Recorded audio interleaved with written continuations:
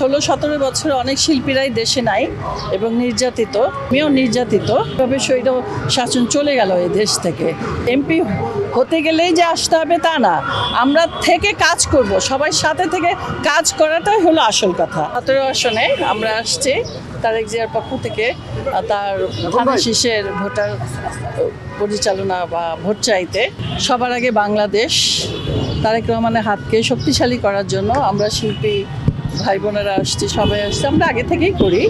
তো ধানের শীষে ভোটটা দেবেন, দিয়ে আমাদের জাতীয়তাবাদী দলকে শক্তিশালী করবেন, তারেক রহমানের হাতকে শক্তিশালী করবেন। তারেক এবং ভোটটা চাই, ধানের শীষে আমরা ভোটটা চাই। আসলে এই 16-17 বছরে অনেক শিল্পীরাই দেশে নাই এবং নির্যাতিত। আমি দেশেই ছিলাম, আমিও নির্যাতিত। তো আমি সবসময় বিএনপিকে ভালোবাসি বলেই আমিও আছি।